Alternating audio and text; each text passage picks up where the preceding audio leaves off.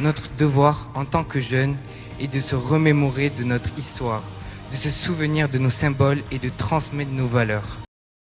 Discours de Haron à l'Assemblée nationale. Bonjour à tous. Madame la Présidente, Madame la Secrétaire d'État Yaël Braun-Pivet. Et bonjour également à tous les volontaires et encadrants avec lesquels j'ai pu partager cette magnifique aventure qu'est le SNU. J'aimerais remercier tout d'abord tous les intervenants dont nous avons fait la connaissance durant ce magnifique séjour, les remercier pour leur temps, leur énergie, leur gentillesse et le fait qu'ils aient eu foi dans la jeunesse et aient décidé de nous partager, à leur niveau respectif, leur investissement auprès de la France, de ses valeurs et de ses jeunes citoyens, qui seront eux aussi tout autant qu'ils le sont amenés à jouer un rôle crucial dans le fonctionnement de notre belle patrie. J'aimerais dans un second temps remercier tous les jeunes comme moi et aussi tellement différents de moi que j'ai pu rencontrer. Ces personnes, par leur vie, leurs histoires, leur façon de voir le monde, m'ont profondément touché.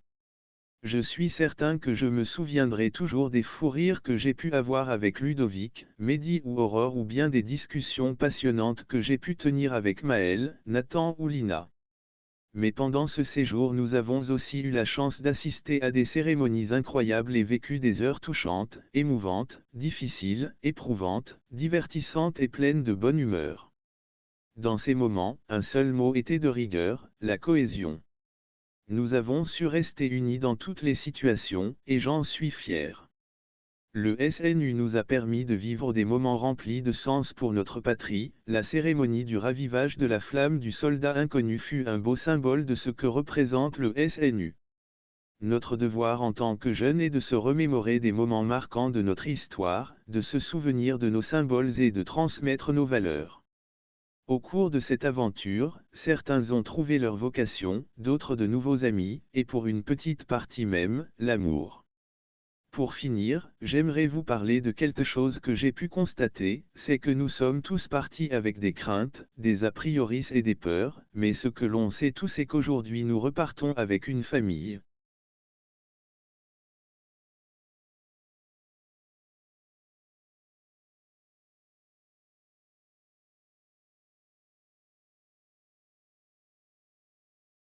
Nous avons envie et nous avons à cœur que la jeunesse de notre pays soit une jeunesse engagée, soit une jeunesse qui se sente concernée.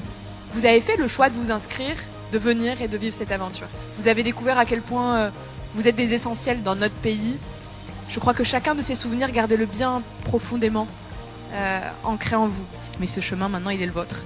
Donc engagez-vous, rendez-vous dans les phases 2 avec les missions d'intérêt général, rendez-vous dans les phases 3 avec vos engagements longs, quelle que soit la forme qu'ils prendront.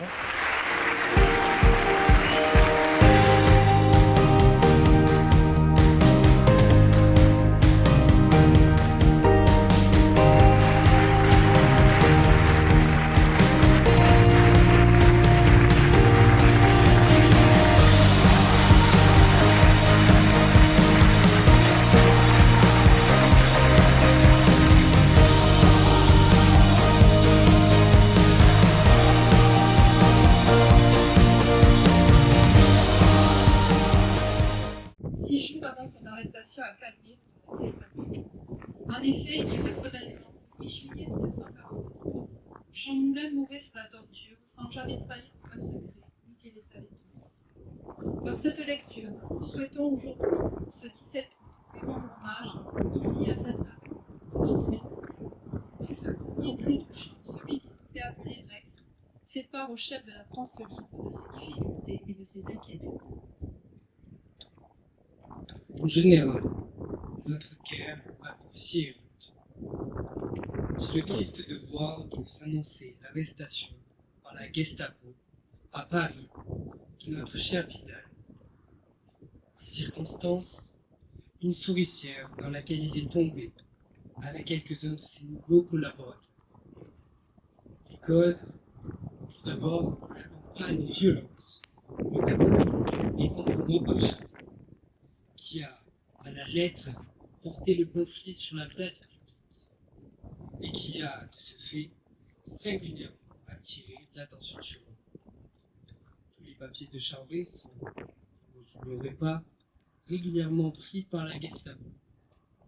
Il y a quelques jours encore, celle-ci a mis la main dans la propre chambre de Charvet sur tous les comptes rendus du comité directeur des mouvements unifiés. Ensuite, et là, permettez-moi d'exhaler ma mauvaise humeur, l'abandon dans lequel Londres nous a laissés en ce qui concerne l'armée secrète. Il y a 3 mois, lorsque je me trouvais auprès de vos services, j'ai réclamé pour l'armée secrète 3 officiers susceptibles de constituer l'armature de l'état-major de Vidal. Malgré des rappels incessants, je n'ai pu obtenir satisfaction. Vidal, à la poche de dresser les pires embûches, a dû reprendre l'armée secrète à zéro et travailler tout seul et remonter un instrument sérieux. Il s'est trop exposé, il a trop payé de sa personne. Il fallait les collaborateurs que nous avions demandés. Il y a 3 semaines, je vous ai adressé à ce sujet appelant votre attention sur le tragique de la situation et sur la responsabilité grave que prenait la France.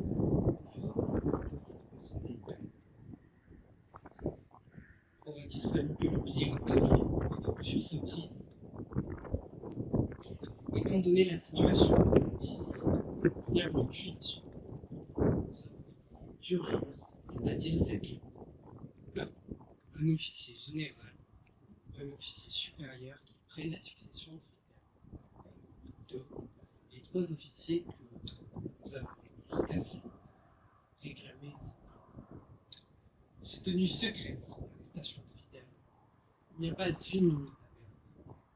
Peut-être encore veut parler. Mais il faut que personne, à Londres et à Alger, ne se coupe. Il suffit de pas les chefs de mouvement. Le nouveau chef de l'armée secrète doit désormais être connu ici que de son chef d'état-major et de moi-même. Cette affaire, je suis un de mes meilleurs collaborateurs. Si vous encore à sortir. Vous pouvez compter sur toute mon amour et toute ma foi pour me permettre. Je m'excuse de la forme de cette lettre. Je vous écris in extremis. On ne peut pas me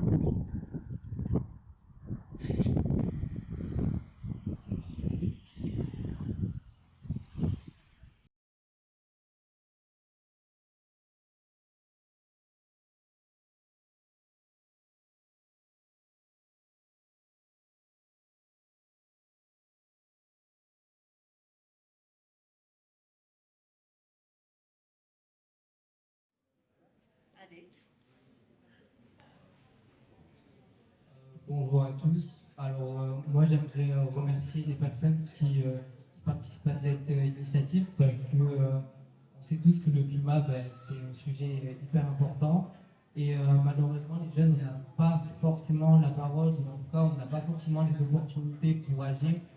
C'est souvent les grandes entreprises et les grands dirigeants qui sont là et qui polluent. Et moi, je trouve que c'est bien d'avoir cette initiative, même au niveau local. Et au final, ça peut changer les choses. Et du coup, j'espère qu'on va faire des grandes choses. Et en tout cas, moi, j'ai foi en cette jeunesse et j'ai foi en ce projet. Je vous remercie.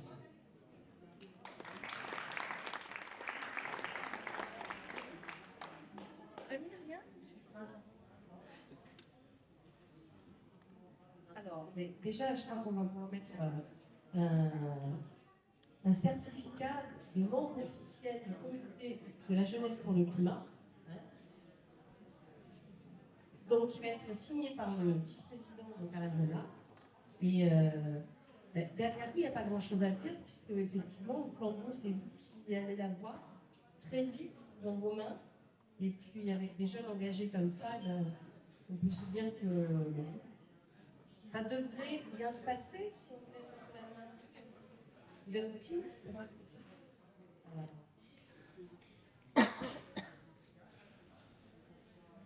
Donc, le plan Air Énergie California, vous savez ce que c'est? Vous avez déjà travaillé un peu dessus ou pas du tout? Ben alors, bienvenue. Parce que c'est vraiment, vraiment du travail, c'est très intéressant et on a bien besoin de soutien. Donc, tu remets les jeunes.